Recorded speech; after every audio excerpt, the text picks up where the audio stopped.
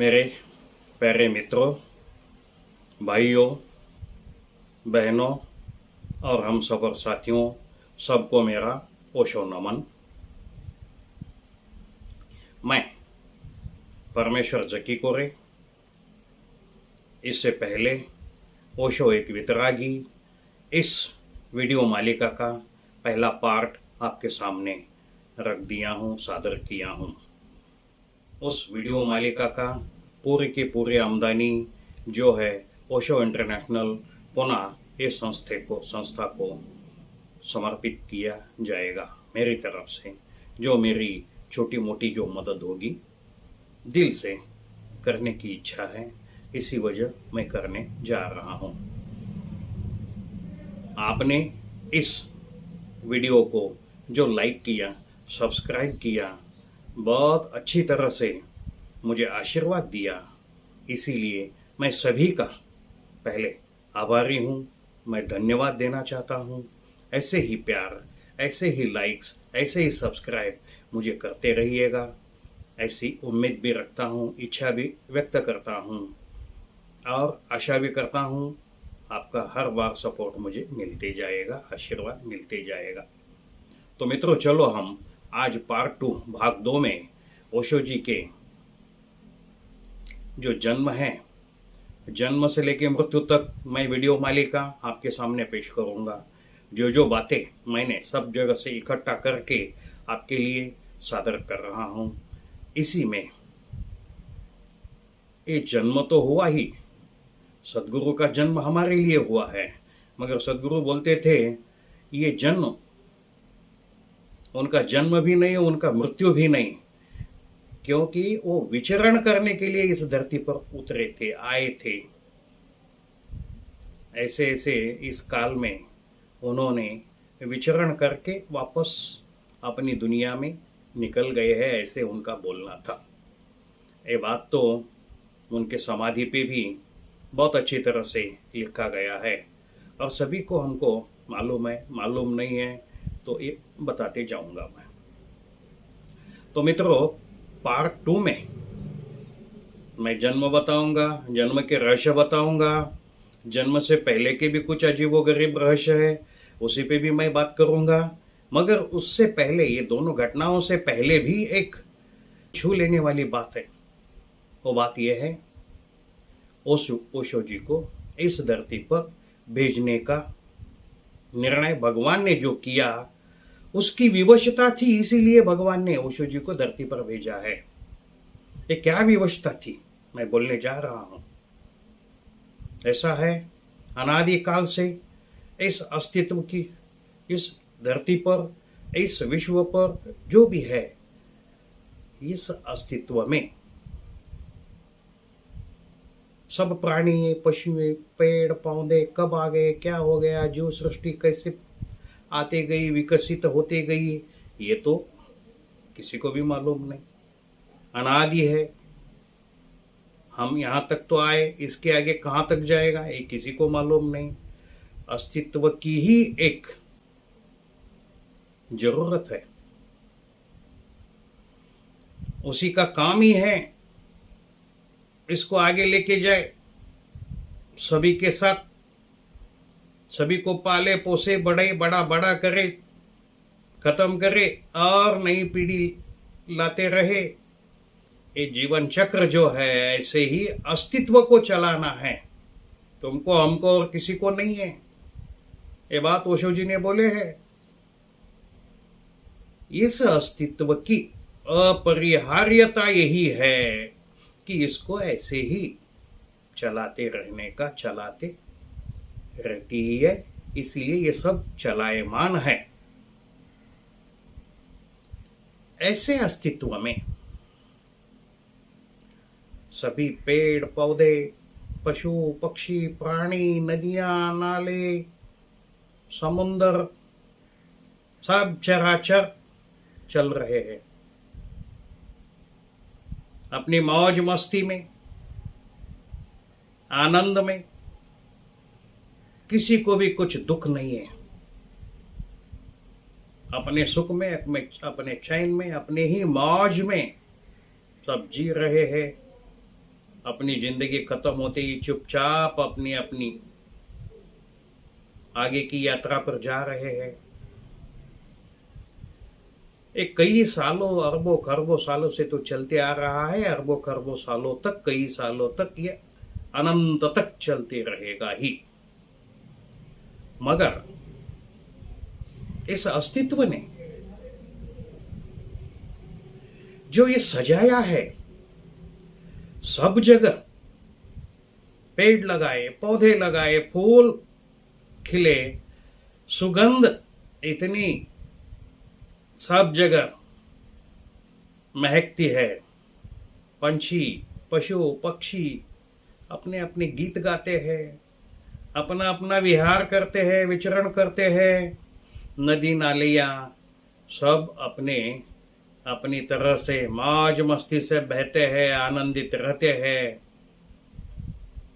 किसी को कुछ दुख नहीं है। ऐसे ही इस उत्सव में सभी आमंत्रित है, क्योंकि उत्सव परमात्मा ने आयोजित किया है। एक बात तो ये सही है, ये सब उत्सव परमात्मा का है, उसने ये मेला सजाया है, बुलाया है, लगाया है। इस मेले में हर एक आदमी हो, पशु हो, पंछी हो, पेड़ हो, सम्मिलित होके अपना आनंद द्विगुणित करे, अपना आनंद बढ़ाए और दूसरे को भी आनंदित करे। यही मकसद, यही उद्देश्य, यही मेन थीम उत्सव के आयोजन करता परमात्मा की है। उसकी इच्छा ही है इस अस्तित्व की, हर एक इधर सुखी रहे, इसीलिए सब चीजें, सब वस्तुएं जो है एक दूसरे को उपयोगी हो जाए, एक दूसरा अपने उनके उनके काम आए, इस सब के आनंद सुख बढ़ते जाए, कोई दुखी ना रहे। यही कारण से अस्तित्व ने सब आयोजन किया है और सब लोग प्राणी विहार कर रहे हैं, नदियां उछल उछल के बह रही है, सागर पानी होने हो के तरसता है, पानी होने के हो के कई लोगों की प्यास बुझाता रहता है। पेड़ पौधे अपने फूल उसी के ऊपर चढ़ने के लिए आतुर है, फल तो उसके भोग में जाने के लिए आतुर है। ये बात और है, हम तुम तोड़ के उसको जबरदस्ती भोग में लगाते हैं। अरे वो तो फूल जब खिला उसी के पैर में, उसी के ऊपर लग ही गया है, उसी के ऊपर चढ़ी गया है, उसी के भोग में आ ही गया है, उसी का ही है आयोजन। तुम हम क्या देंगे, हमारी औकात भी क्या है, दे सकते हैं? अरे खुद भीख मंगा है, सब भीख मांग के ही भगवान से, अस्तित्व से, सभी जगह से मांग मांग के इतना शरीर तो आ गया, बढ़ गया। दूसरों से लेके ही ये सब बातें हैं, खुद क्या देगा? फिर भी इस अस्तित्व में, अस्तित्व के इस महोत्सव में सभी आमंत्रित है। यजमान परमात्मा है, उसका आयोजन है तो क्या कमी रहेगी? कुछ भी कमी नहीं। सब भंडार इस धरती पर, इस अस्तित्व पर बिखेर गया है। इतनी संपत्ति, इतना ऐश्वर्य और कौन से स्वर्ग में मिलेगा? बिल्कुल नहीं मिलेगा। और इस आमंत्रितों के यादी में, लिस्ट में आदमी नंबर 1 का आमंत्रित है। आदमी सर्वश्रेष्ठ है सब चीजों में। अस्तित्व ने, भगवान ने, परमात्मा ने उसको सर्वश्रेष्ठ बनाया है। उसको क्या नहीं दिया? सब कुछ दिया है। सिर्फ वो मांग करे, अस्तित्व उसके लिए हाजिर है, हाथ में लेके, ये लो आपकी मांग। मांग करो, मिलेगा ही, मगर देर से मिलेगा, मिलता ही है। हर एक की इच्छा पूर्ति होती ही है। इस आयोजन में सभी आमंत्रित है, वैसे आदमी भी आमंत्रित है। सभी खुश है, सुखी है, नाच रहे, झूम रहे, आनंद के गीत गा रहे, एक दूसरे के प्रति अहोभाव है, एक दूसरे को अपना आनंद कैसे बढ़ाए, दुखी न रहे, दुखी हमसे दूसरा कोई न हो जाए, ऐसे देखा गया है। ऐसे में देखो इसको क्या हो गया है, हंसता नाचता झूमता रहने के लिए परमात्मा हर वक्त तरसता है, मगर ये आदमी क्यों ऐसे हो गया है? देखो उदास है, हताश है, निराश है, पशु के भी नीचे की स्तर की जिंदगी ये क्यों जी रहा है? धर्म के नाम पर अधर्म ही कर रहा है, हिंसा कर रहा है, एक दूसरे का गला काट रहा है। किस लिए? इसे पैसे चाहिए, पद चाहिए, प्रतिष्ठा चाहिए। ऐसे कोई है क्या दुनिया में इसके जैसा दूसरा पद प्रतिष्ठा और पैसा कमाने के पीछे इतनी दौड़ कर रहा है?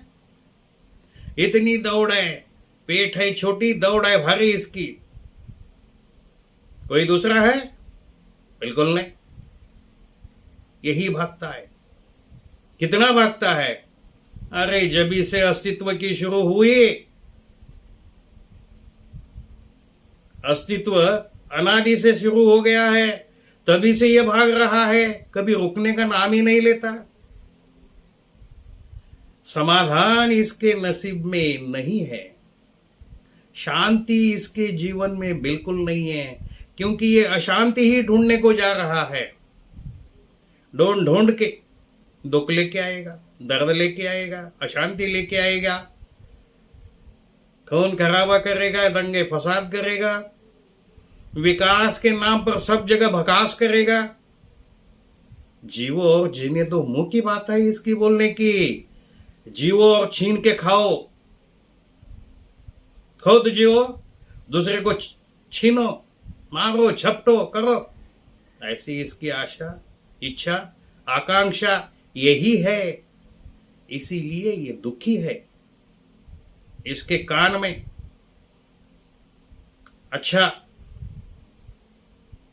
मंत्र बोलने वाला, इसको धर्म हंसता नाचता गाता हुआ उत्साहित रह के उत्साह मनाने वाला, जीवन एक उत्सव है, ऐसे मना के मन सबको सुखी करे, सबका दुख दूर हो जाए, ऐसे शिकावन देने वाला, ऐसी शिक्षा देने वाले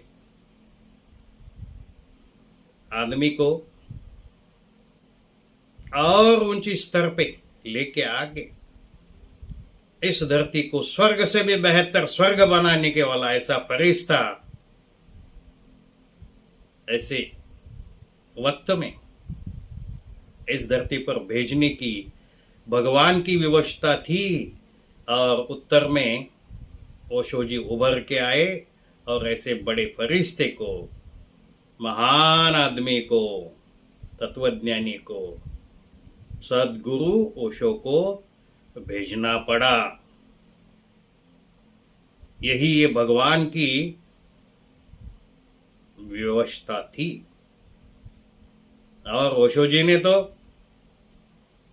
स्वर्ग से भी बढ़ के स्वर्ग कैसे बने, आदमी आनंदी कैसे हुए, उसका दुख कैसे कम हो जाए, और धर्म के राह पर कैसे चले, यही सब बातें बहुत ही बेहतरीन तरीके से बोले हैं। उनकी क्रांति तो हो गई है। क्रांति के जैसे शांति, प्यार, आनंद की शुरुआत तो ही है। सभी जगह अंगार के जैसे भड़क रहा है, सब बातें यही कर रहे हैं। इसी मार्ग पे चलने के लिए सब लोग आतुर है, आतुर रहेंगे और भी अच्छी राह पकड़ते जाएंगे।